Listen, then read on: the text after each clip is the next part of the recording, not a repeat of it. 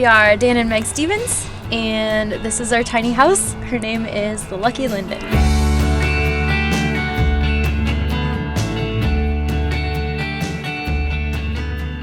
Our house is here in Salt Lake City. I am a medical laboratory scientist.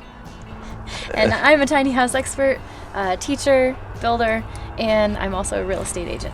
For the most part, I built everything that you're gonna see in our tour. It gives me a lot of pride, I guess, that I was able to build a house for our family. A front porch is essential to the architecture of home. We just love it because it's a perfect place to kind of sit sheltered, under the overhang and have our coffee in the morning. The number is our anniversary, September 6th, 2008. Right? Yes.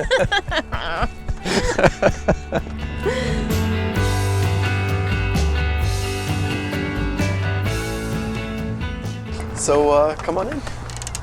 All right. So this is our living room.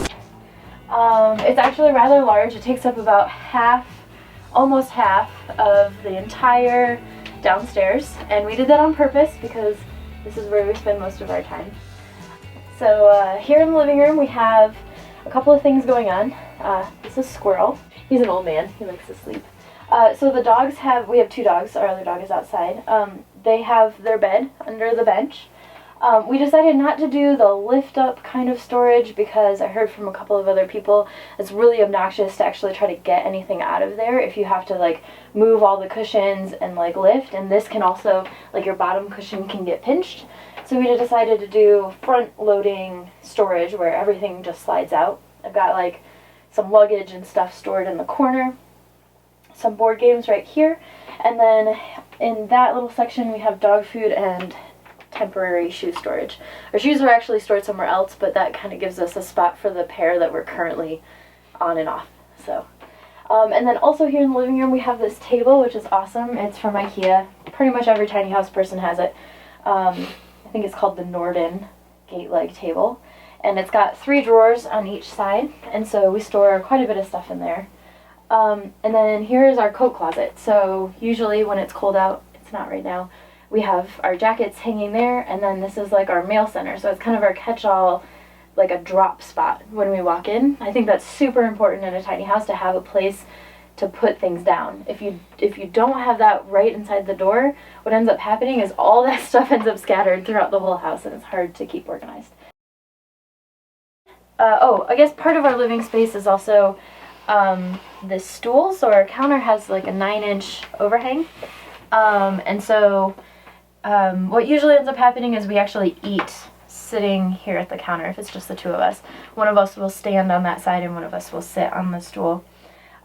If we have more than just the two of us, or if we want to feel a little fancy, then we pull out this table, and the table can flip up, and that's where we play board games and do puzzles. I work there sometimes during the day.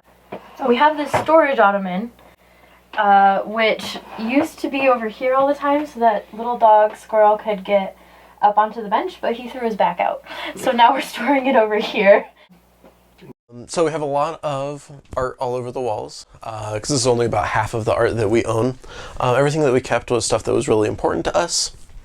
We have some paintings that my mom did, some things that are from different national parks that we visited. Everything has a story behind it. It's either from a family or a friend or just a special trip that we've been on. Our storage loft is pretty big. We have a lot of board games, a pretty big board game collection that we didn't want to get rid of. So a lot of those are stored either up in the storage loft or underneath the bench. So speaking of not giving up things in our tiny house, we really felt like we could have everything that we wanted in just a tiny space. So I have been collecting brooches since I was 15 or so. Started with my great aunt when she passed away. She had some costume jewelry, and some of the great nieces got to pick stuff, so I picked all the brooches. So my collection used to, actually in a larger house, in our bigger houses, it was in a jewelry chest, and I never looked at them, it was just full of these brooches. I have about 50 of them. So when I was talking to my mom about moving to the tiny house and what was I going to do with these brooches and this giant jewelry chest, she surprised me for my birthday by making a small wall hanging quilt. It's a tree design, and it's made to look like a tree of life kind of thing with all of the brooches on it. So that way I can keep my collection and I can display it. So, kitchen is part of the house we're really proud of. We did the whole countertop ourselves. It's we use the wood as scrap flooring. Definitely amateur work. It's not Perfect. It's nothing that we've ever done before, but it turned out really great. We're really proud of it. Really fond of it. The stairs to our loft in our tiny house are not storage stairs, which I know is pretty typical for most tiny houses, but our stairs to get up to the loft are, first you step on the bench, and then this little end table thing, and then the countertop, and then there are 3 brackets that hold these shelves that we use as stairs. And it's kind of unique, and it helps maintain the openness. Like if we had done storage stairs, this is actually the 3rd set of stairs that I built for this spot. I built 2 other ladder things to go from the countertop to there, and every time I put them up, I immediately took them back down because they had the side rails and they felt chunky and they felt like they divided the space into 2 distinct spaces, and we wanted it to feel very, very open. So this system, it accomplishes that.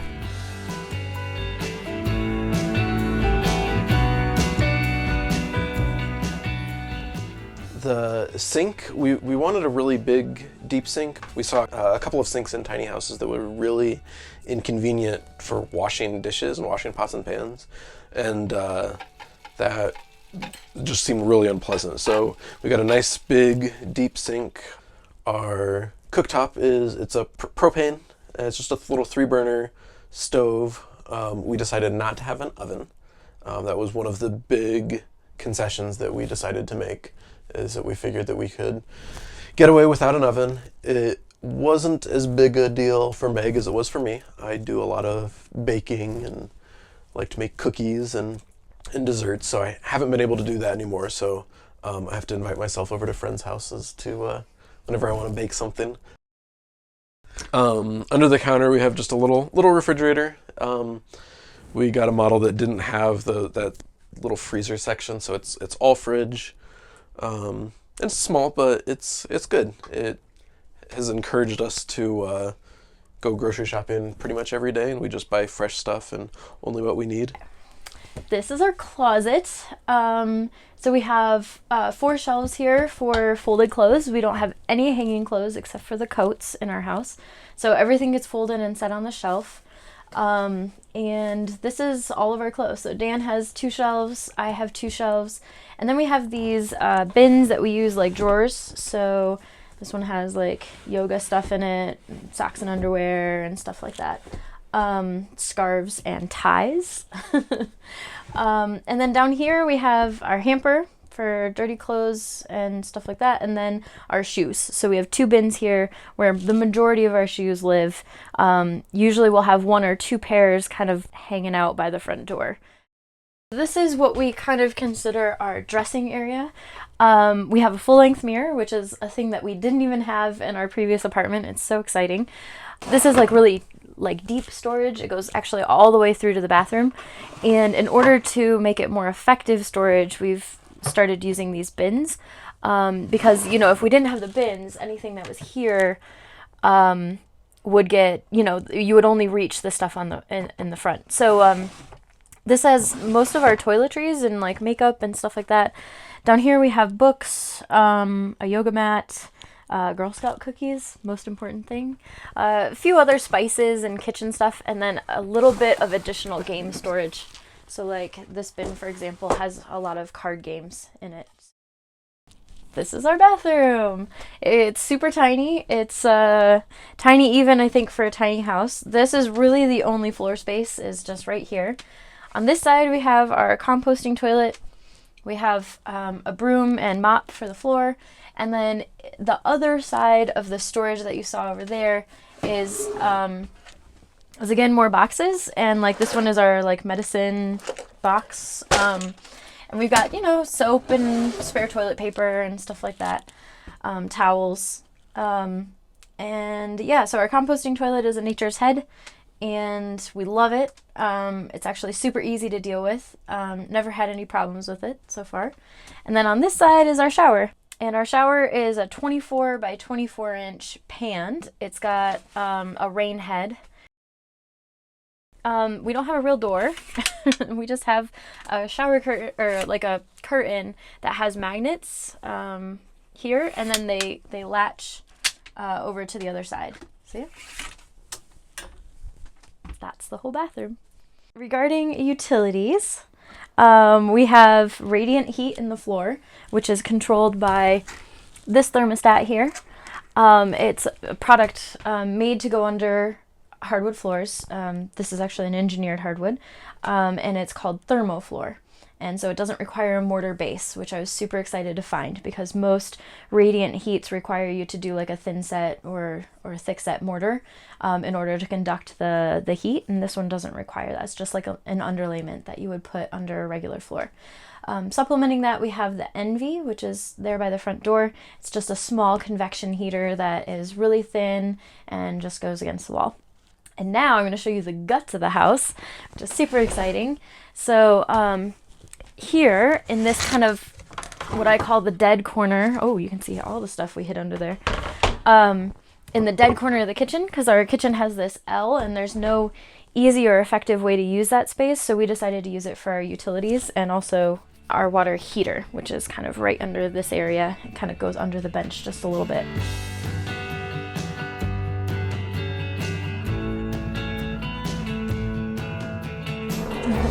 Alright, so this is the ugly side of the house where most of the utilities are.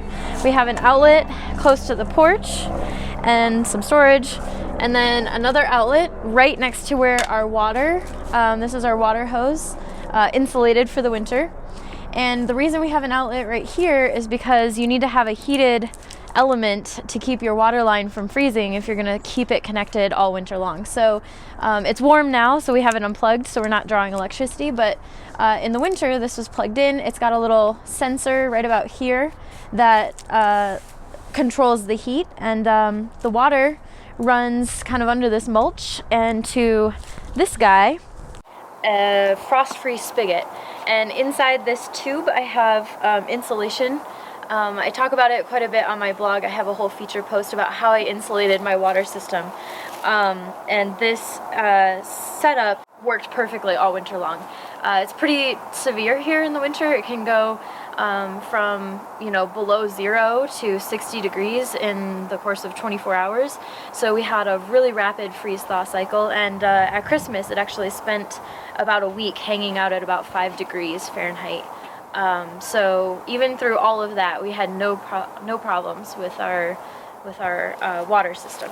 Right here under this bucket, the bucket's just to keep the snow off of it, is where our electric is. There's a GFCI outlet that the house is plugged into with this heavy-duty yellow cord. And so this is the main power. It's a 30 amp dogtail down to a 20 amp. And then this is our propane. And that's pretty much all we have on the tongue end of the trailer. So we've got two 20-pound propane tanks and one 30-pound propane tank. We use this thing. So this is just a little magnet that sticks onto the side of the propane tank, and then you pour hot water on it, and the yellow bar there will turn orange, and it'll tell you where your propane level is. It was like the best $3 that I spent.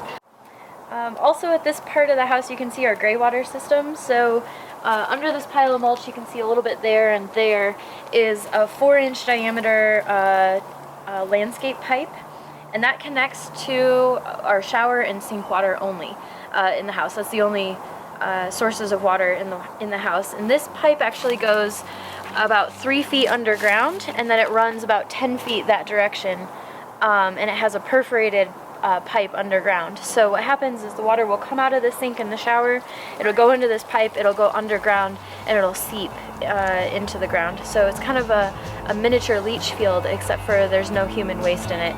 It's only the water from the sink in the shower.